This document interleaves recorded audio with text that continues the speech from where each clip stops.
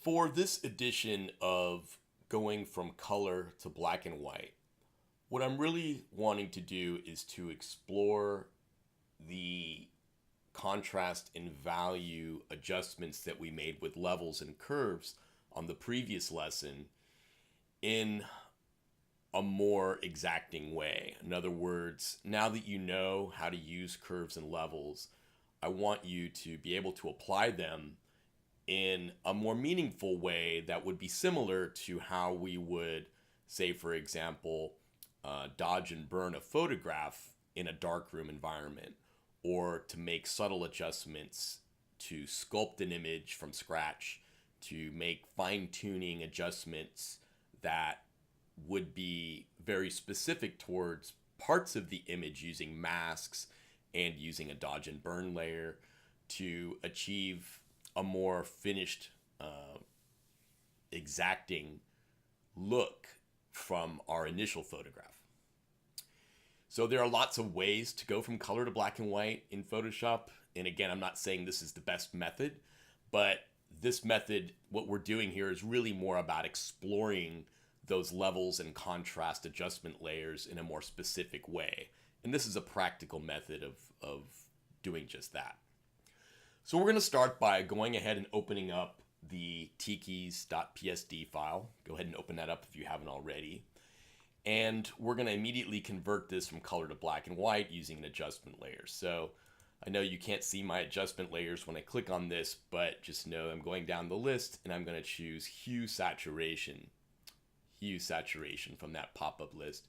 And I'm just going to take all of the saturation out of my image to take it completely black and white by eliminating the color. I can close this. And I'm not using the mask for this because it's a global setting adjustment that I'm applying to the original photograph, non-destructively, of course. All right, for our next setup, what we're going to do is we're going to take advantage of a selection that I already made for you, so you can save time here. This is the Tiki outline channel that I've included in your channels, and you can just command click it to load it, and that will load up the Tikis as a selection. So again, just hold down your command key on your keyboard and click it on your Macintosh keyboard. All right, so I'm going to go back to layers. And now that it's loaded as a selection, I'm going to go ahead and make a levels adjustment layer that'll be based upon that selection. So let's go ahead and try that. Let's go in and let's see. Here we go. So once again, I know you can't see that, but I grabbed levels from the option box for the adjustment layers, and here it is. So with this, I'm just going to go ahead and just make a subtle adjustment to give a little more pop, a little more contrast to these tikis. And I'm doing that by bringing my black slider over to the right. We learned all about that in the previous lesson. Just going to bring in the white slider slightly. But you notice if I do it more dramatically, you see that I'm only affecting the tikis. And this is what I want you to think about as you use these layers going forward, is how can you use layer masks to more specifically control your photograph. In other words, in most cases, we don't want to adjust photographs globally. We want to break them down into bits and pieces and sections to think about exactly what we want from each specific part of the image. So in this case, I'm trying to draw more attention to the subject, which is the tikis, and less attention to the background, while still creating, hopefully, a visually pleasing image. So by adjusting these input sliders here at the bottom, I'm able to control the amount of contrast and, of course, the value, the lightness or darkness of the tikis themselves. I'm going to go for middle value. I think this is a pretty good middle gray there. But you'll notice I'm clipping a little bit on the highlights to specifically get a little bit more pop from my contrast. All right, now that I've achieved that look, I can close this levels and adjustment, and I can see that now, yes, because of the mask, it's being applied only to the tikis. Now let's go ahead and explore how do we go from this step to going ahead and adjusting the rest of the image. Here's some tricks you can use. For example, to select the sky, what I can do is I can command click on those tikis to load them as a selection again. Now I didn't have to go to channels because I already have it now as a layer mask, so I can just command click on that layer mask to save myself a step and load that as a selection. Now I want to go ahead and invert this selection, so rather than affecting the tikis again for this next adjustment layer, I'll be affecting the background elements. So let's go ahead and try that. So in this case, what I'll do is I'll flip the selection inside out by going to the select menu and choosing inverse.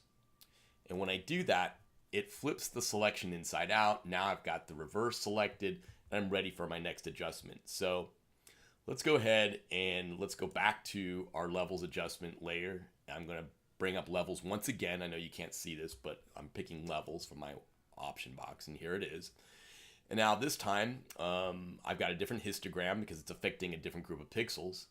I'm going to go in again and start to manipulate this to get what I want from it. So in this case, what I'd like to do is darken the background just a little bit. And I'm going to do that by dragging my middle gray slider over to the right.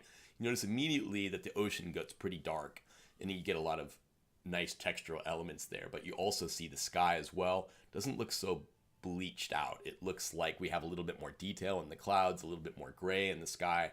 So we're just getting a little bit more value there. Now I'm not really so interested in punching up the contrast yet. So I'm going to go ahead and just leave it at that because all I really want to do is just darken the overall background tonality of my background. Because if I go with a higher contrast, I'm going to start to compete for attention with my foreground element, which is my tikis, and I don't want to do that. So I'm going to close this out. Now I've made 2 levels adjustments, one specifically for the global background and the other specifically for the tiki. Now let's start to go further. Let's make adjustments for individual parts of the image. So for example, instead of just doing the entire background, let's see if we can do just a specific part of it. Say for example, the sky. So if I want to adjust only the sky, I'm going to need to eliminate the ocean. Now I didn't give you that selection, so we're going to have to do this ourselves manually. So I'm going to zoom in a little bit here and start the process. So one thing we can do is we can take advantage of our selection tools, and you can pick whatever tool works for you best. I'm going to pick the quick selection tool. By now you all should be familiar with the various selection tools, so hopefully it's not an issue, but I'm going to choose a much smaller size than I have there, something like this maybe. And with this tool, remember, we can go in and add or subtract to our existing selection. So if my goal is to select only the sky, then I'm going to need to subtract this element here. And you can see by the plus symbol in my paintbrush that that's not the case. And again, I've got the quick selection tool selected. So let's go in and let's hold down the Alt or Option key to get the minus symbol.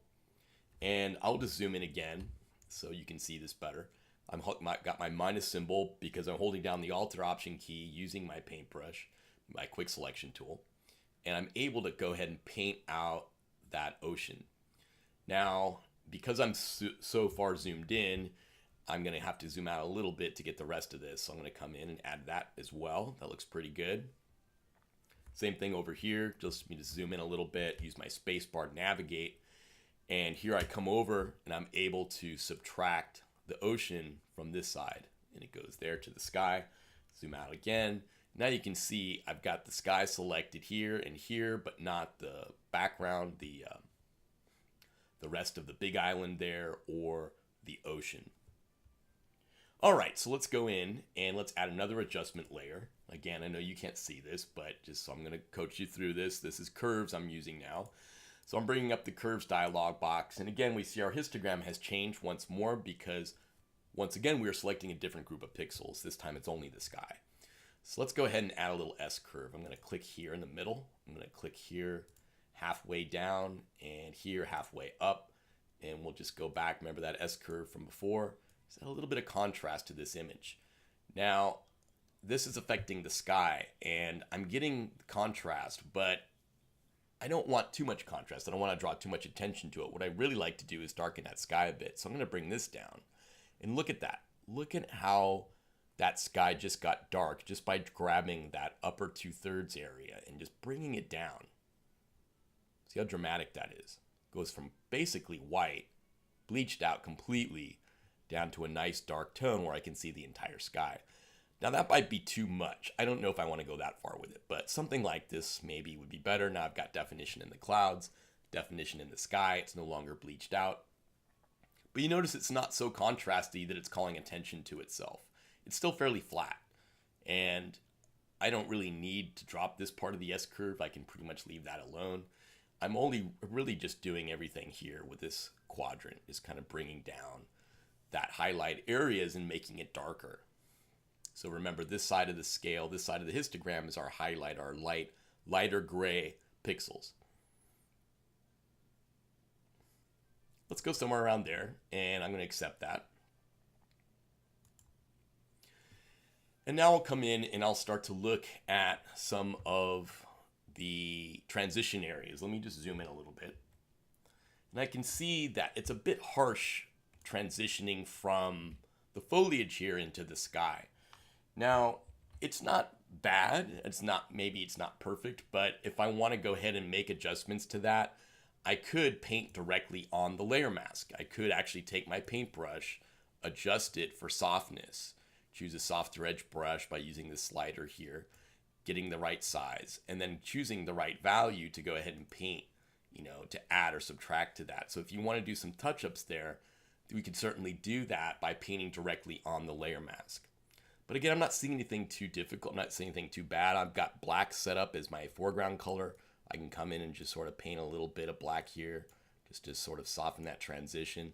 If I don't like what I've done, I can switch it to white and paint it back. I can go the other direction. And just with this soft edge brush, I'm able to kind of maybe clean up that transition a little bit along that ridge, if you can see that. And there I go. So it's not perfect, but it's, I think, a little bit better than it was. And same thing goes for other areas here. Like if this now is showing some flaws in the initial selection, feel free to go in and make some adjustments to clean that up a bit. And if you want, again, sort of try and clean up the selection and make it a little bit better, you can use that maybe a soft edge brush to kind of give a more forgiving transition.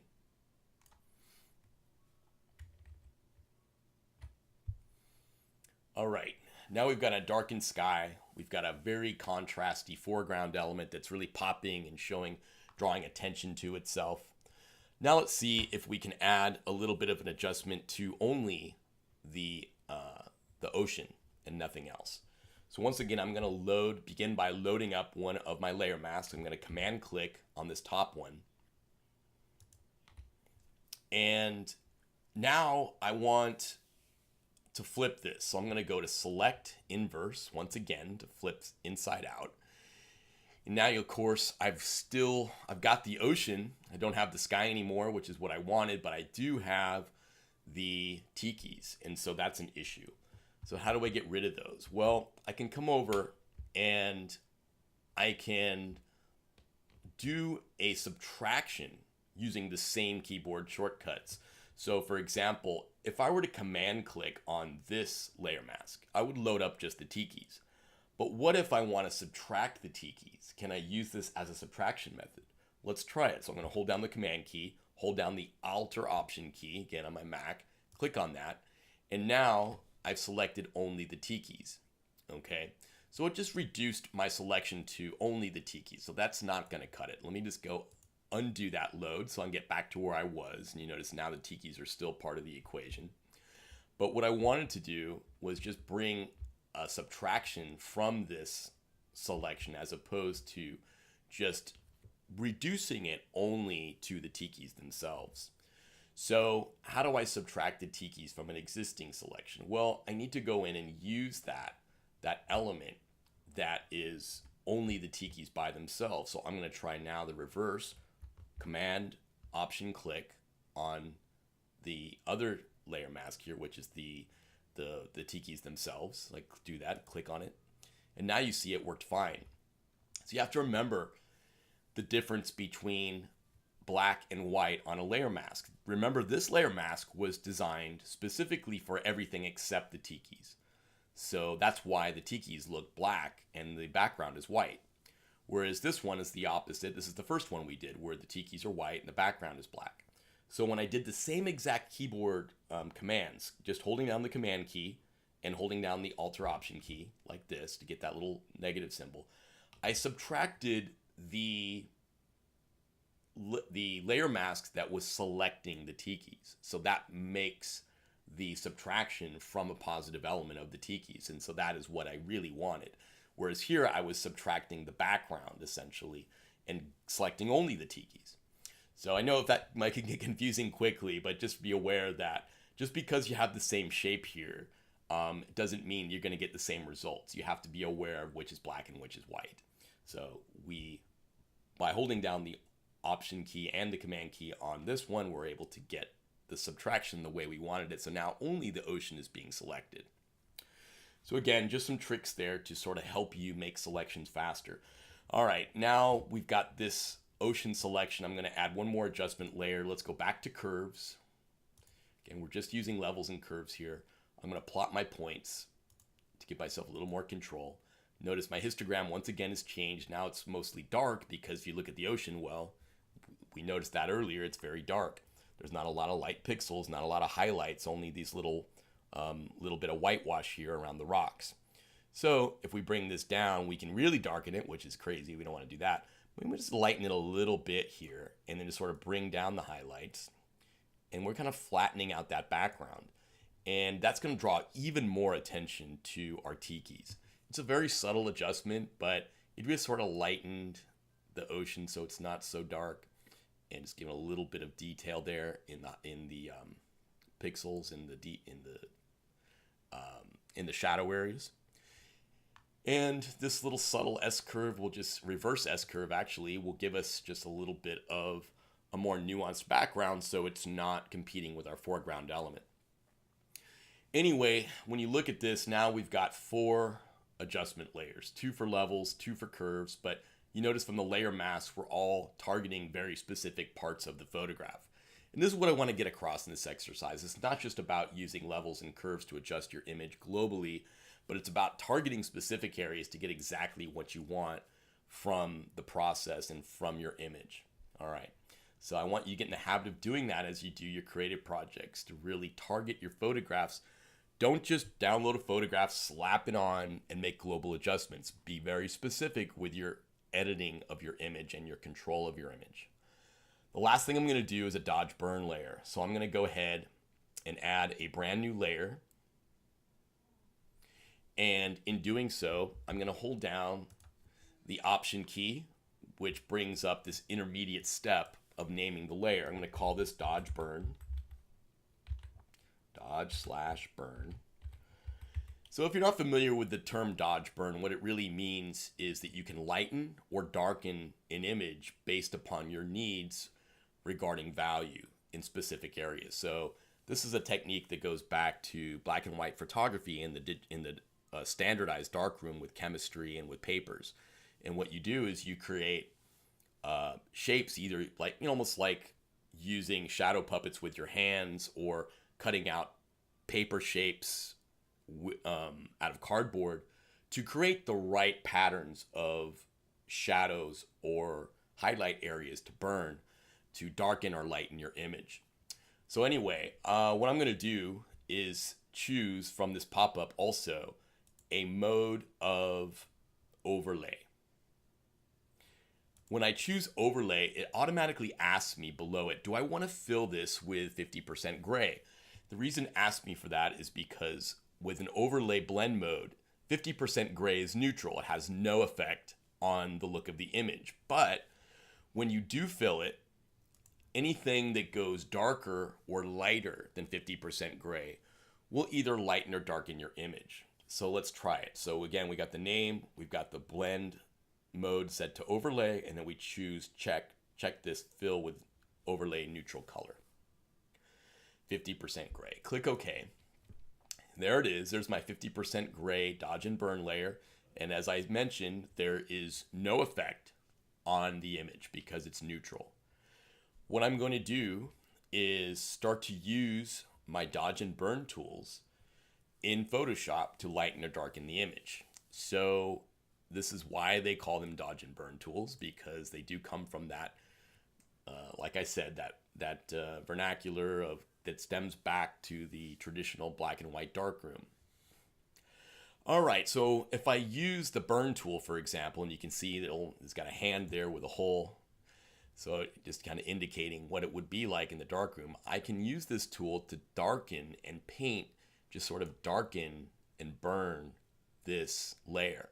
And as I darken and burn the edges here to create this sort of vignetting effect, I'm actually darkening, as you can see, and like maybe I'll just bring this full screen.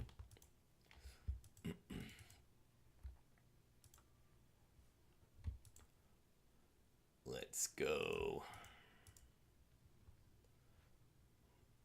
Hold on a second.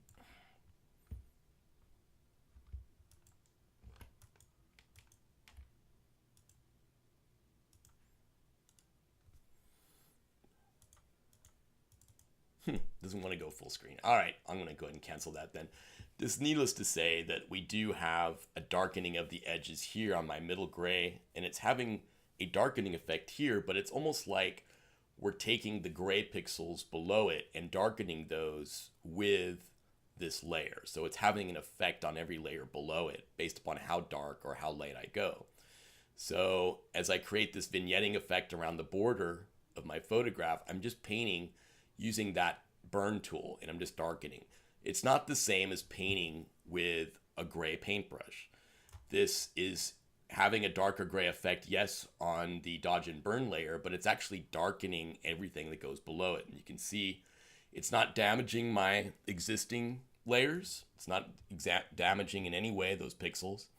And if I wanted to erase this, all I would have to do is go to edit and fill it with 50% gray once again, and it would disappear, and I could start all over again in the process. But also, of course, we can dodge, and dodging adds detail to the elements. So if I want to go in and use the dodge tool, I can go in and scale down the size and just sort of dodge some of these shadow areas there if I want a little more detail maybe inside of these carvings, and I can do that. So again, this allows me to fine-tune specific areas of my image to get exactly what I'm looking for. And this is the goal with this assignment, is to really understand how the fine-tuning process works in terms of value and in terms of contrast. How do you get those fine-tuned results? All right, so go ahead and add your dodge burn layer, add these little embellishments. You can try out these tools and try out the different settings to get a better feel for them. But really, again, I'm just kind of adding a vignetting halo here around the edge to kind of darken it, and adding a little bit of detail there in the shadow areas on my tikis. At that point, you're all done. Go ahead and save this with all the layers intact, your levels adjustments, your curve adjustment layers, and your dodge and burn layer, and save this out, and we'll see you on the next tutorial.